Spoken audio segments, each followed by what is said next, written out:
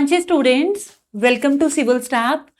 तो यहाँ पे हम लोग बात करने वाले हैं जो आपका J&K का सेट एग्जाम होता है, तो उसके बारे में जो हमारा केमिकल साइंसेस है उसका जो एग्जैक्टली सिलेबस है वो क्या रहता है और उसमें हमें किस किस तरह की चीजें हैं जिनको प्रिपेयर करना चाहिए, उसके बारे में हम लोग यहाँ पे बात करेंगे। जैसे अगर हम बच्चे केमिकल साइंसेस की मोटी मोटी बात करें तो जितने भी हमारे चैप्टर्स हैं, मतलब हमेशा उनको हम 3 पार्ट्स में डिवाइड कर लेते हैं, ऑर्गेनिक, इनऑर्गेनिक और फिजिकल। तो सम टाइम हम लोग ऑर्गेनिक, इनऑर्गेनिक, फिजिकल और स्पेक्ट्रोस्कोपी ऐसे भी डिवाइड कर लेते हैं, क्योंकि जो स्पेक्ट्रोस्कोपी है वो ऑर्गेनिक की भी होती है, इनऑर्गेनिक की भी होती है, फिजिकल की भी होती है। और कुछ एक्स्ट्रा टॉपिक्स होते हैं जो बीच में कवर्ड होते हैं, जो लास्ट पे सिलेबस के मेंशन होते हैं।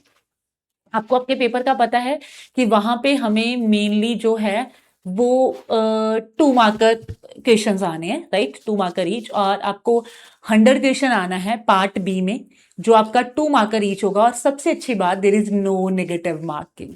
सो आप लोग इस पेपर को स्मार्टली अप्रोच कर सकते हो। जैसे अक्टूबर में आपका जो एग्जाम है दैट इज कमिंग, सो हम लोग अभी देख रहे हैं उसका सिलेबस, तो देखेंगे किस तरह से काम करने वाले हैं यहाँ पे।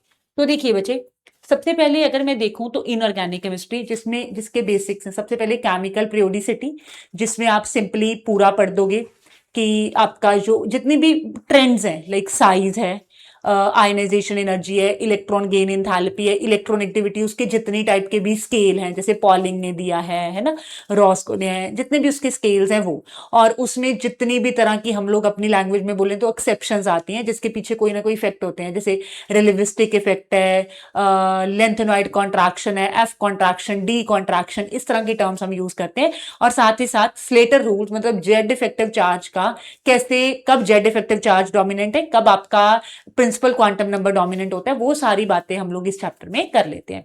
देन आगे आपका chemical bonding. Of course chemical bonding तो बहुत अच्छा, बहुत करता धरता बड़ा चैप्टर है, जिसमें आप सारी hybridisation, structures, molecular orbital theories, bond angle, bond length को कैसे कंपेयर करना, ईच एंड एवरीथिंग पढ़ते हो।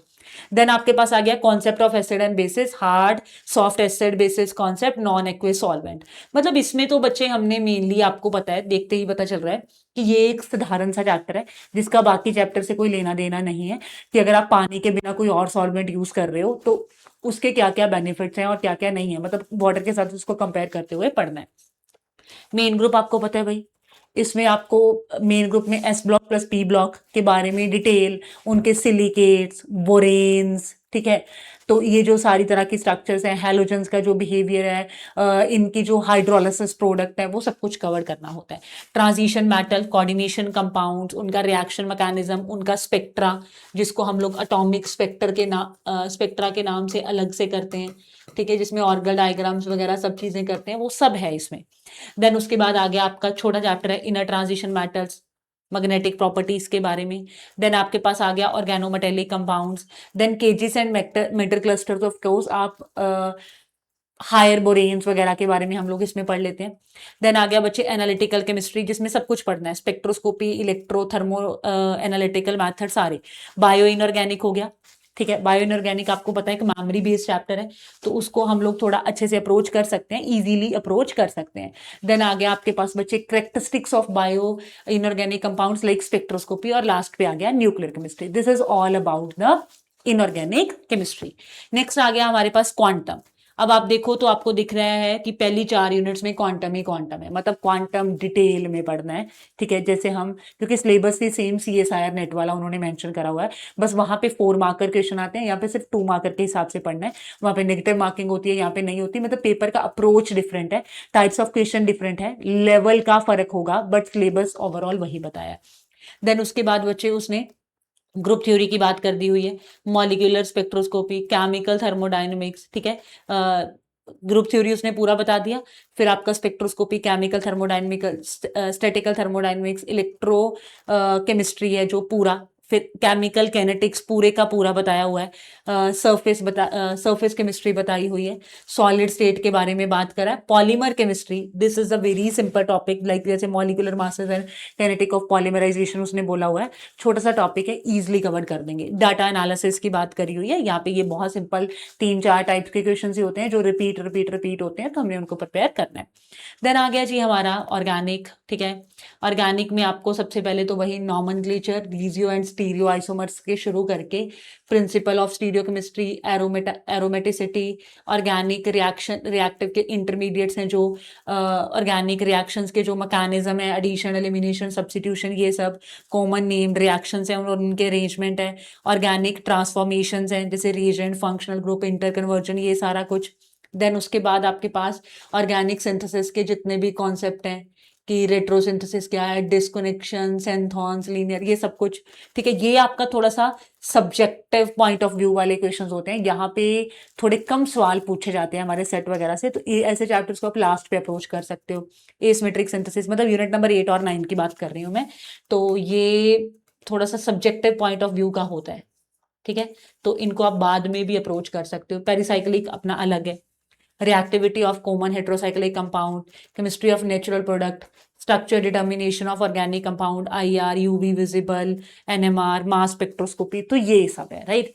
तो सिलेबस तो आपको दिख रहा है कि किस तरह का है, वही सेम नेट वाला सिलेबस है, बस बात ये है कि आपको उसको अप्रोच बहुत परफेक्टली करना है। जैसे कि इसके बाद कुछ उसने इनडिसिप्लिनरी जो टॉपिक्स हैं उनकी बात करी हुई है कि नैनो साइंस एंड टेक्नोलॉजी वाली जो है, catalysis and green chemistry, medicinal chemistry, supra molecular and environmental chemistry. Environmental से तो आपके यूज टू हम लोग होते हैं, बट ग्रीन केमिस्ट्री भी हम लोगों को ठीक है पता होती है।